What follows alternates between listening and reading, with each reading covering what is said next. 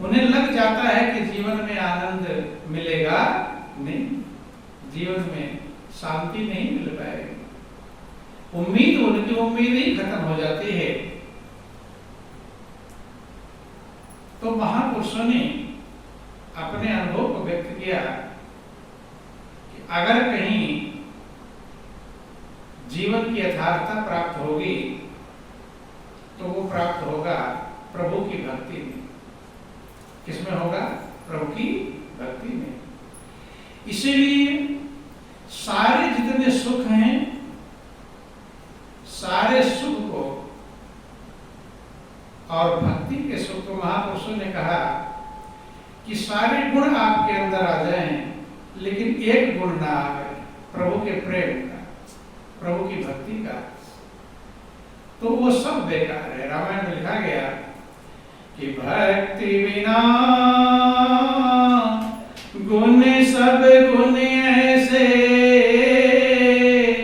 और लवन बिना बहु व्यंजन जैसे। सारे गुण, सारी योग्यता आपके अंदर दुनिया की आ जाए, लेकिन एक योग्यता ना आ पावे प्रभु की भक्ति का, प्रभु के प्रेम का, तो वो सारा गुण ऐसे आपका बेकार है जैसे नमक के बिना भोजन बेकार है। जिसने सच्चाई को समझा उसने सबसे बड़ा आनंद, शांति और सुकून भक्ति में पाया, और जब पाया तभी बदलाया। तब शास्त्र पुराण वेद लिखे गए। आप लोग भी भक्ति के क्लास में एडमिशन करा रहे हैं, पढ़ाई कर रहे हैं। जैसे बच्चा होता है, स्कूल जाता है, तो लक्ष्य क्या है कि प्रतिवर्ष वो अगले क्लास में जाए, हर साल अगले क्लास में जाए, तभी तो उसको सही विद्यार्थी कहेंगे। और अगले क्लास में न जाता उसका ज्ञान और बढ़े, क्या हो? ज्ञान बढ़ना चाहिए। इस साल की पहली क्लास में था तो उसमें ज्ञान बढ़ा करके इतना बढ़ा ले कि अगले साल फिर दूसरे क्लास में चला जाए, तीसरे क्लास, अर्थात उसका क्लास बढ़ना चाहिए, उसका ज्ञान बढ़ना चाहिए, तभी उसे विद्यार्थी कहेंगे। और अगर उसी क्लास में हर साल रहे तो क्या कहेंगे? ऐसे अपने भक्ति के जीवन को भी, भक्ति भी एक पढ़ाई है, एक शिक्षा है, इसको भी हमें विचार करना चाहिए, गौर करना चाहिए कि क्या भक्ति का हमारा क्लास बढ़ रहा है,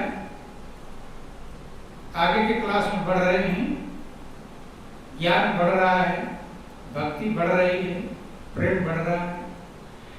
बढ़ना ही कीमती है।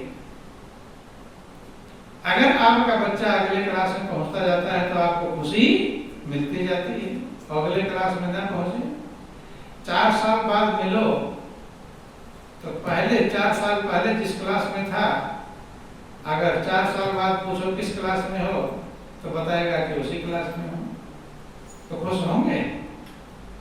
फिर खुश नहीं होंगे। ऐसे ये भक्ति का क्लास है। भक्ति की क्लास में भी हमें आगे बढ़ने का प्रयास करना चाहिए। अगर क्लास आगे बढ़ेगा नहीं तो आपको वो रस नहीं मिलेगा, वो आनंद नहीं मिलेगा। और कुछ लोग तो ऐसे हैं, आगे क्लास बढ़ने को कौन गए और घट जाते हैं, डिमोशन जिसे कहते हैं। नौकरी भी करने वाला होता है तो क्या चाहता है कि प्रमोशन हो कि डिमोशन हो, है? ये प्रयास करते मेरा प्रमोशन, फौज में भी भर्ती होते हैं तो सोचते हैं कि मेरा प्रमोशन कैसे हो, सिपाही पर भर्ती हुए और आगे अधिकारी के रैंक पर हमारा प्रमोशन होना चाहिए, आगे बढ़ना चाहिए।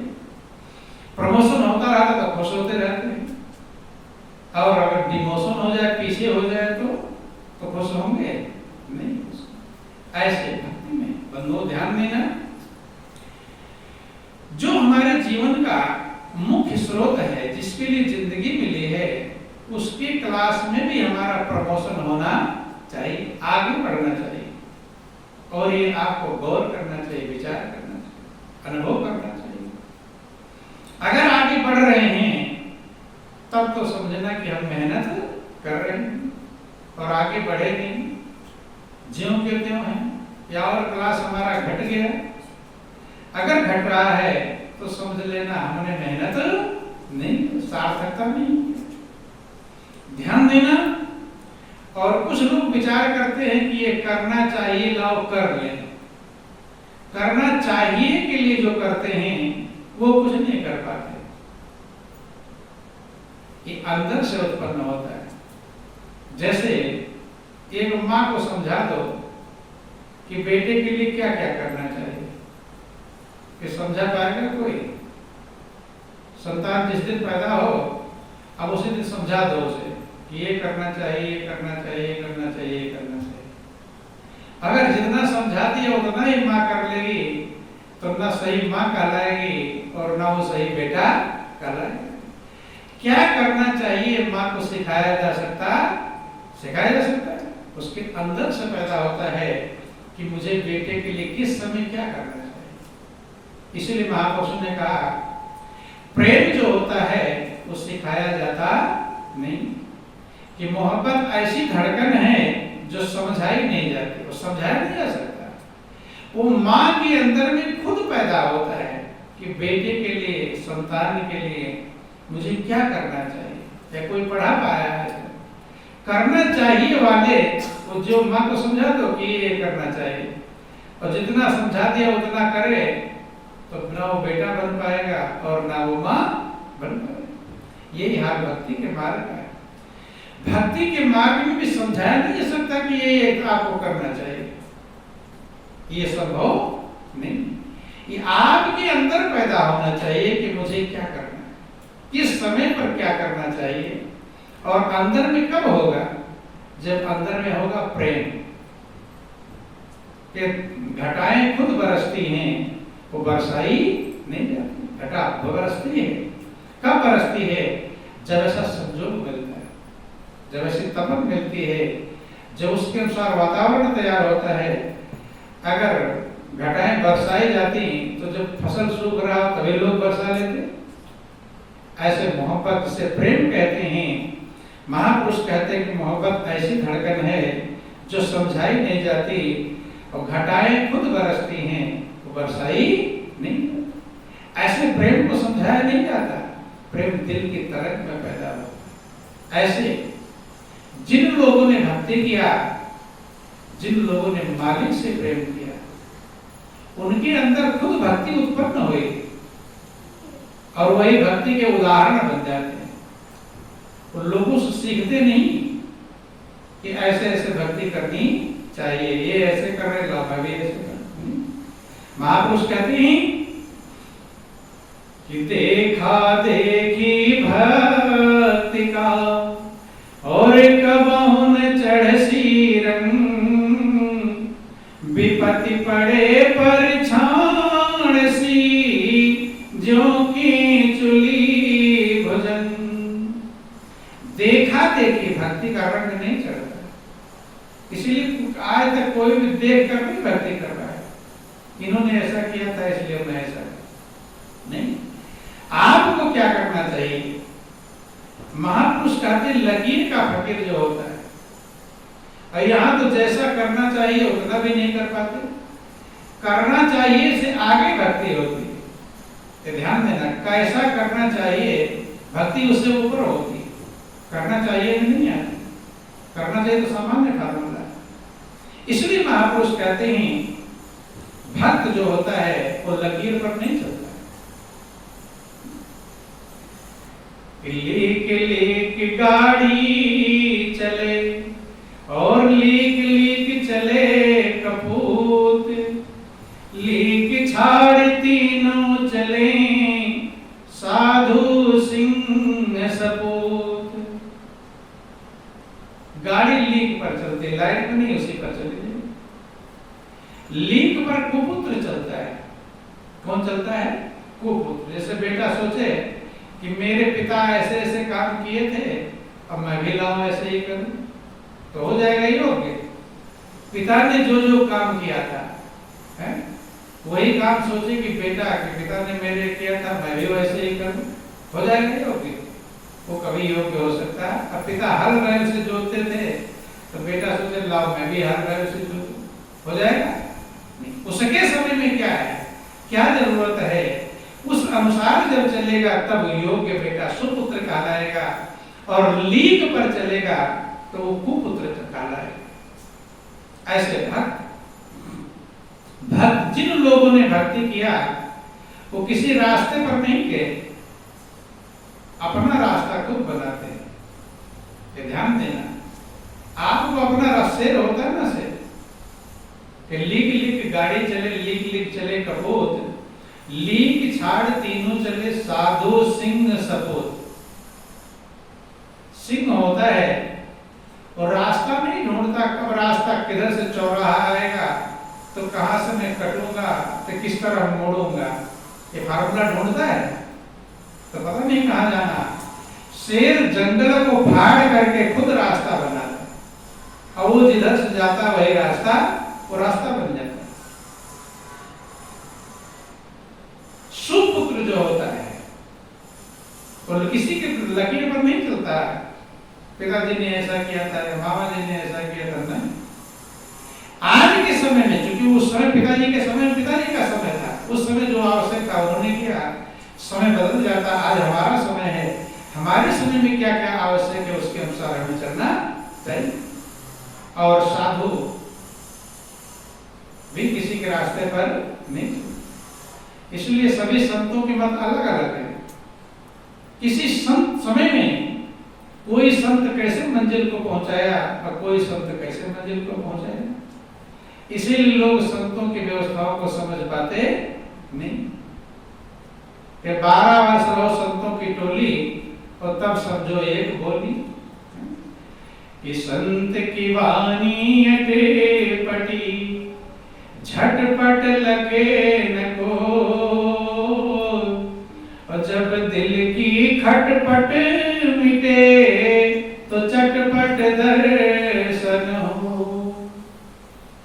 दिल की खटपट ही नहीं मिट पाती तो दर्शन कैसे होगा? दिल में चटपट खटपट चटपट चलता रहता, नहीं समझ।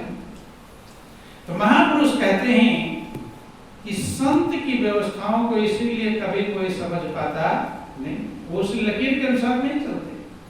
तमाम आप लोगों ने देखा होगा ऐसे ऐसे संत महापुरुष हुए जिन्होंने राजगद्दी पर बैठकर, किस पर बैठकर, राजा की पदवी को प्राप्त करके और जीवों का कल्याण किया। राजगद्दी पर, जिसे राज जनक है, जो सुखदेव से तपस्वी उनकी सर्व में रहते हैं, राजगद्दी की सारी जिम्मेदारियों को निभाते हैं।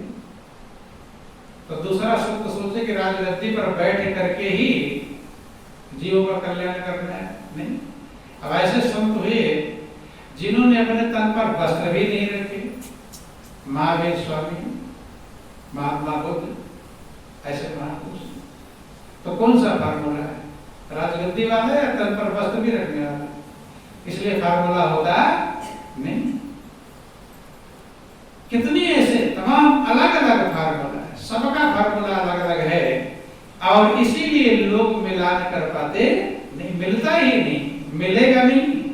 एक माँ ने जैसे अपने बेटे का उदाहरण इसलिए देते हैं, जैसे अपने बेटे का पालन किया कि दूसरे माँ वैसे ही पालन करेंगे, उसका फार्मूला अलग होगा, उसका फार्मूला, सबका फार्मूला अलग अलग होता है। ऐसे भक्त का भी फार्मूला अलग होता है। भक्त भी किसी का देखा देखी नहीं, भक्त भी दिन रात ये प्रयास करता है। मीरा की भक्ति आप लोग सुनते हैं, खर्च न होवे और चोर न लेवे, दिन दिन बढ़त सवायो, दिन दिन सवा गुना बढ़ती। आज जितनी भक्ति है वही क्लास है विद्यार्थी का, आज जितना सीखा है कल और ज्ञान बढ़ेगा, तभी तो डीएम की कुर्सी पर बैठेगा। बढ़ना चाहिए। और सोच लेते हैं हाँ ये सत्संग का दिन आ गया, टाइम निकल जाएगा, चले जाएंगे सत्संग, ध्यान कर लेंगे। ये जो फार्मूला है उमंग अंदर में नहीं होगा, क्या क्या मैं कर डालूं। जैसे बेटे के लिए आदमी सोचता नहीं कि मैं क्या क्या कर डालूं, कितना योग्य बना दूं, कितने मुझे पद पर पहुंचा दूं। वो थोड़ा सोचता कि मेरे पिता ने मुझे किसानी सिखाया तो मैं भी किसानी सिखाऊं। नहीं, आप चाहते हैं कि मेरा बेटा कितना योग्य बन जाए। तो जैसे यहाँ प्रयास करते हैं ऐसे ही आपको प्रभु के प्रेम में भी प्रयास करना चाहिए। क्या क्या करूं, कैसे करूं, क्या क्या कमाई मेरी इकट्ठी हो। जब तक ये और ये होगा करो, जब आपको रस मिलेगा, आनंद मिलेगा, प्रेम का रस मिलता है कि जब प्रेम खजाना मिलता है प्रेमी दीवाना होता है। प्रेम का जब खजाना मिलेगा, जब उस खजाने का अनुभव प्राप्त कर पाए। बंधुओं ध्यान देना,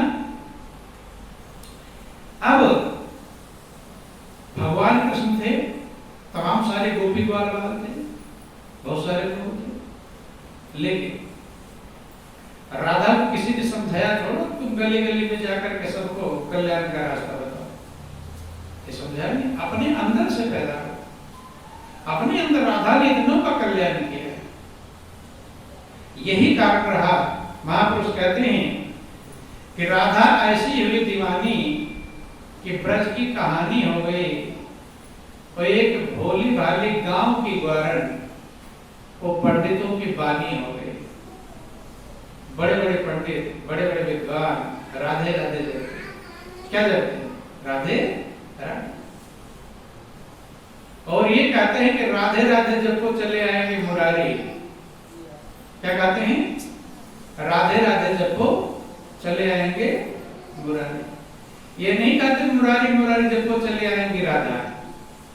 ये गौर कर लेना।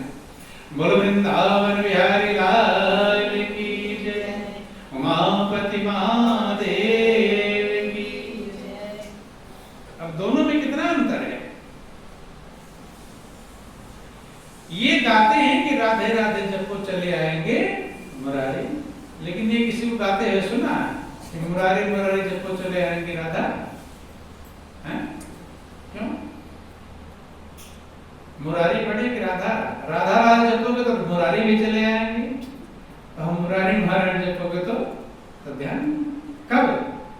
तो कोई दूसरी राधा पहले थी जिससे राधा ने सीखा कि ऐसे ऐसे मुझे करना चाहिए? नहीं, अंदर से प्रेम पैदा होता है, वो लगन अंदर से पैदा होती है। जब अंदर से पैदा होती है तब कहीं वो समझाता है, अंदर ही समझाता है कि मैं क्या क्या कर डालूं। अंदर से पैदा होकर के समझ में आता है कि दुनिया वाले क्या कहेंगे, इसकी परवाह करो बंधु। और राधा इतनी महान बन गई। देखो ध्यान देना, आप गौर करना, भगवान कृष्ण का जब फोटो देखते हैं आप लोग, तो भगवान कृष्ण के साथ में फोटो किसका लगा होता है? रुक्मिणी का कि राधा का? रुक्मिणी का फोटो कहीं देखा? बाई चांस कहीं बनाते हुए बात अलग है, लेकिन ज्यादातर किसका फोटो होता है? राधा। जबकि रुक्मिणी उनकी पटरानी थी, शादी करके लाए थे, विवाह करके लाए थे, कितना कष्ट उठाया, लड़ाइयां लड़ा था, कितना संकट, कितने सारी सेनाओं का संहार हुआ था। पूरे रुक्मिणी के पूरे कुल खानदान का विनाश हो गया था, एक प्रकार से सेनाओं का संहार हो गया। लेकिन क्या रुक्मिणी प्रेम नहीं करती थी? रुक्मिणी जिसने अपने पूरे कुल खानदान की परवाह नहीं किया है, परिवार वाले नष्ट हो गए, सेनाएं नष्ट हो गई, इसकी परवाह नहीं की, तो रुक्मिणी क्या भगवान का कृष्ण से प्रेम नहीं करते थे? करती थी, अथाह प्रेम था। लेकिन राधा का क्यों नाम आया? रुक्मिणी का फोटो क्यों नहीं लगता? कोई विचार नहीं करता, इसके पीछे गौर करना। राधा के अंदर जो पैदा हुआ, रुक्मिणी की प्रेम की कमी नहीं है, प्रेम था, लेकिन राधा के अंदर लोक कल्याण की जो भावना है, लोगों का भलाई, लोगों का कल्याण। जो गांव में दूध दही बेचने वाली, दही पहले, अब तो डेयरी बन गई, पहले जब डेयरी इत्यादि नहीं था तो सर पर मटका रख करके और गली गली में बेचते थे दही मटका। देखे हैं आप लोग? हमने देखा है लोग गली गली में दही ले लो, दही ले लो। तो कुछ लोग कहते हैं कि क्या दही दही उदाहरण बन गया?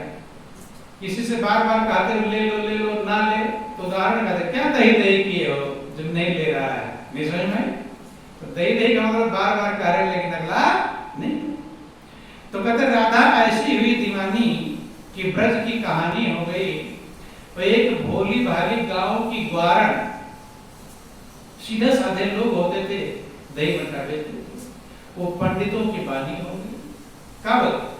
जब उसके अंदर में प्रेम उभरा कि जब प्रेम खजाना मिलता है प्रेमी दीवाना होता है।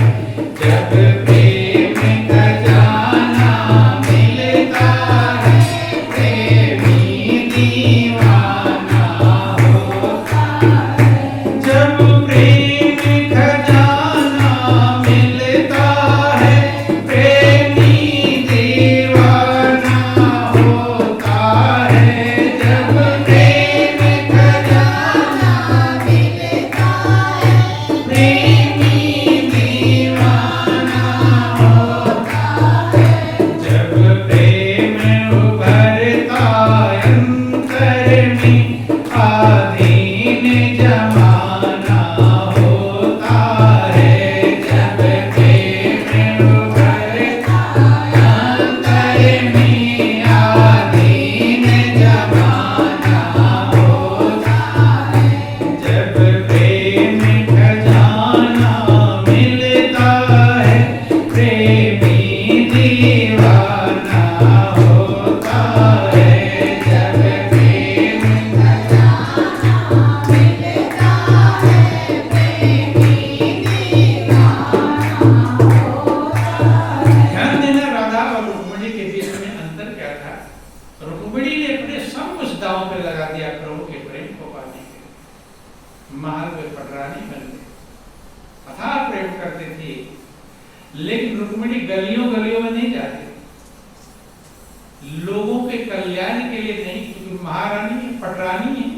गली गली में कैसे जाने की? राधा गलियों गलियों में जाती थी।